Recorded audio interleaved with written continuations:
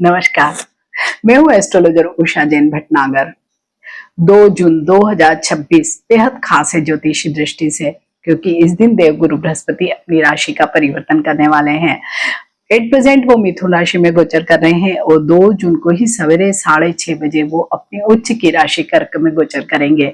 उच्च की राशि इसलिए माना गया है क्योंकि गुरु को हमने जीव कारक की संज्ञा दी है। हमारा जो जीवन है वो जल से ही है, माता से है, और जो कर्क राशि है वो चंद्रमा की राशि है, वाटर एलिमेंट है, और यहीं से हम माता को भी देखते हैं। तो जब बृहस्पति देव इस भाव में गोचर करते हैं, जब माता के भाव में या जल तत्व में गोचर करते हैं, तो बहुत उच्चता को प्राप्त करते हैं, गुरुता को प्राप्त करते हैं और बहुत शुभ रिजल्ट हम सब लोगों को देते हैं। तो ये जो वीडियो है कुंभ राशि वाले सभी लोगों के लिए ये चंद्र राशि पर आधारित है, क्योंकि मेरे सभी वीडियो चंद्र राशि पर ही आधारित होते हैं, लग्न पर आधारित नहीं होते हैं। तो अगर आपकी कुंभ राशि है तो आप जरूर इसे देखिए। अभी एट प्रेजेंट तो जैसे सभी लोगों को मालूम है कि कुंभ राशि पर शनि की 7.5 चल रही है।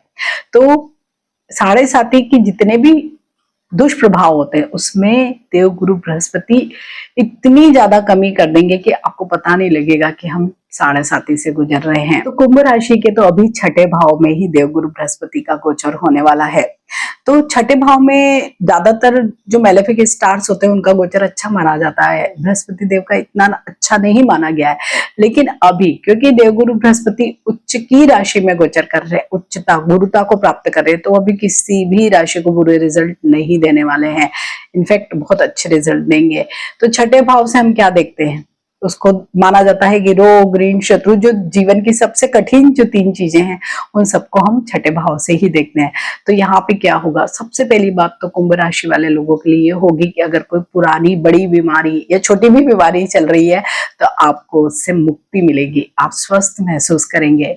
इसी तरह से लोन का कोई भी ऐसा मामला चल रहा है आपका जो बहुत सालों से चल रहा है, नहीं रीपे कर पा रहे हैं, कुछ परेशानियां उनकी वजह से, क्योंकि देवगुरु बृहस्पति भी उच्चता को मतलब आपको अभी रिलीफ देने के लिए आए हैं।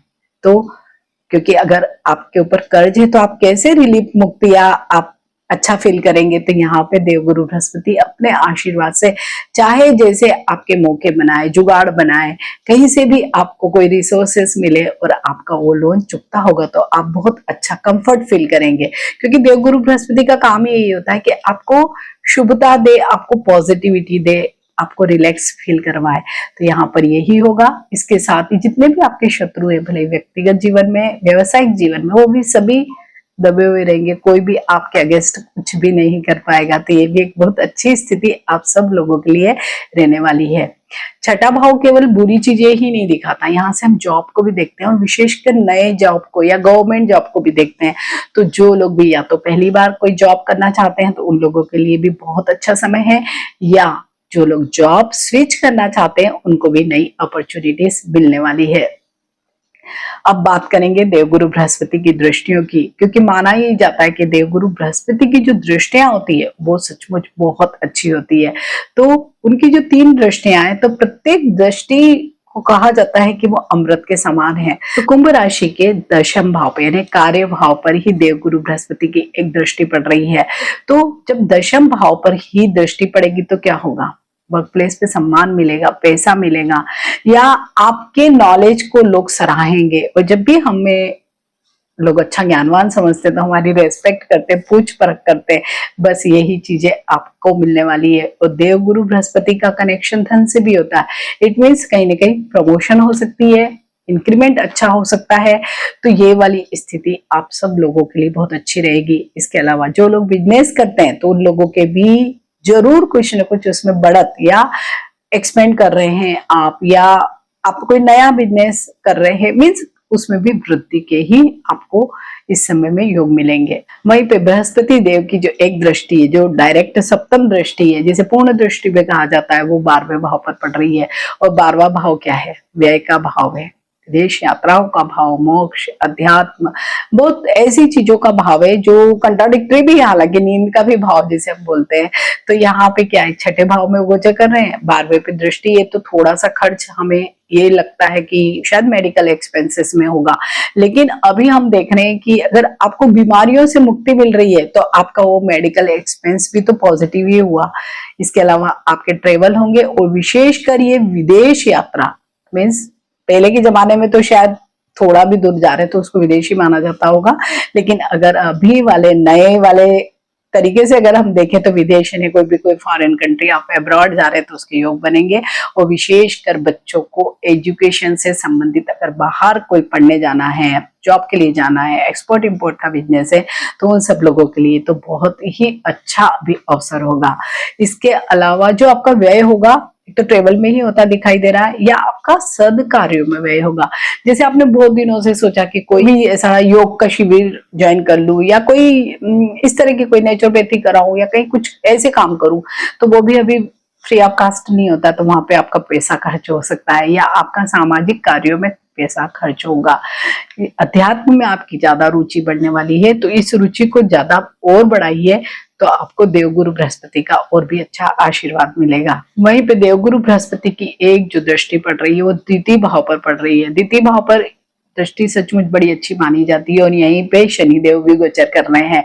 तो ये क्या होगा, यहाँ पर जब भी देवगुरु बृहस्पति की दृष्टि पड़ती तो एक तो धन में वृद्धि होती है, मीन्स भले ही व्यय भाव पर भी दृष्टि है, यहाँ पर भी दृष्टि है, इसके बावजूद भी आपके लिए शुभ ही रहेगा। ये इससे आय व्यय में संतुलन बनेगा, फंड में वृद्धि होगी, आपकी जो वाणी है वो बहुत अच्छी गंभीर हो जाएगी, माधुर्य से भरी होगी, आप बहुत अच्छा व्यवहार सब लोगों से करने वाले हैं। इसके अलावा जो पारिवारिक संबंध है, आपके जो भी एक्सटेंडेड फैमिलीज हैं, तो वो भी आपके बहुत अच्छे होने वाले हैं। जो लोग अभी कुंवारे हैं, शादी के लिए प्रयासरत थे, कुछ रिश्ते चल रहे थे, तो उनके लिए बहुत अच्छी शुभ सूचना लेकर आए हैं बृहस्पति देव, आपकी शादी हो सकती है। या जिन लोगों के घर में बच्चे के जन्म का समय है, या आप प्रतीक्षा कर रहे हैं, तो वो भी हो सकता है। मीन्स आपके घर में, परिवार में कोई नया सदस्य एड ऑन होगा। साथ ही पारिवारिक जो माहौल होता है बड़ा हार्मोनी से भरा होगा। कई आपके सामाजिक पारिवारिक प्रसंग हो सकते हैं जहां आप बार बार जाएं, तो ये भी एक बहुत ही अच्छी आप सब लोगों के जीवन में नई घटनाएं होने वाली है। यहीं पे बृहस्पति देव के साथ साथ शनि देव भी हैं, तो शनि देव अभी 17 मई से ही रेवती नक्षत्र में गोचर कर रहे हैं। तो रेवती नक्षत्र के लॉर्ड तो स्वयं बुध है, बुद्धि के कारक, वाणी के कारक, और ये भाव है वाणी का ही।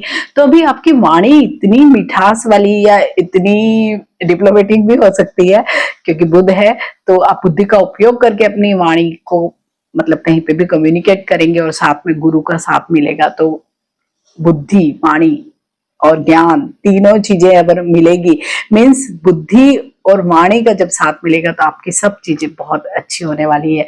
तो इस पूरे जो शनि देव का भी अभी, क्योंकि भले ही वो आपका 7.5 में चल रहे हैं, लेकिन अभी वो बुध की ऊर्जा से ज्यादा घमंड होने वाले हैं, अपने कठोर प्रभाव में कमी करेंगे, और बुध के जो अच्छे प्रभाव है, चंचल चपल जो बुध के प्रभाव माने जाते हैं, उनको अधिक देने वाले हैं। साथ ही क्योंकि रेवती नक्षत्र भी परिवर्तन के कारक है, तो यहाँ पे भी परिवर्तन बहुत सारी चीजों में शनिदेव करेंगे जब बुध की ऊर्जा से संचालित होंगे। तो वहीं पे बृहस्पति देव की एक और जो राशि धनु राशि है, वो आपके 11वें भाव में इच्छाओं के भाव में ही है। तो क्या होगा, इच्छाओं में वृद्धि होगी, और ये बड़े भाई बहन का घर है, मित्रों का भी घर है।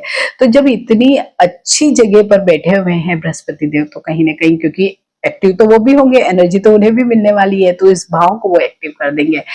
इनकम के नए नए सोर्स जनरेट होंगे, और उन सोर्सेज में हो सकता है कि कई मित्र आपकी मदद करें, आपके बड़े भाई बहनों का आपको सहयोग मिले, वो लोग भी अभी बहुत हैप्पी रहने वाले हैं, और उनका आपको सपोर्ट भी मिलेगा। उनके साथ आप शायद बहुत ज्यादा टाइम स्पेंड भी करें, या अगर पास्ट में आपके उनके रिश्ते अच्छे नहीं रहे, तो वो रिश्ते भी आपके बहुत बेहतर हो सकते हैं।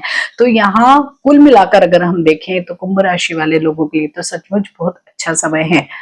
अब अपनी जन्म पत्रिका निकालिए, और वहां दशा महादशा भी देखिए। शनि की 7.5 तो चल ही रही है, लेकिन दशा महादशा देखिए, तो गुरु के कुछ उपाय आपको जरूर करना चाहिए।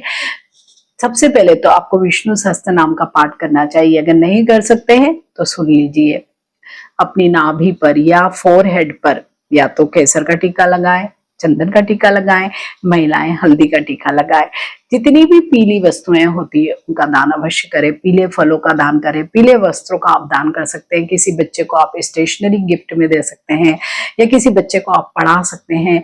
और जितने भी धर्म स्थल हैं जहां पर हम जाते हैं, जीरालय वगैरह है, तो वहां पर आप जरूर जाइए। वहां पर भी कुछ किसी भी काम में हाथ बटाइए या केवल आप भगवान के दर्शन ही करिए, किसी गुरु के सानिध्य में रहिए, तो आपको गुरु की सचमुच बहुत अच्छी कृपा प्राप्त होगी। तो कुंभ राशि वाले सभी लोगों को मेरी तरफ से बहुत शुभकामनाएं। मिलते हैं नए वीडियो में। टिल देन, नमस्कार।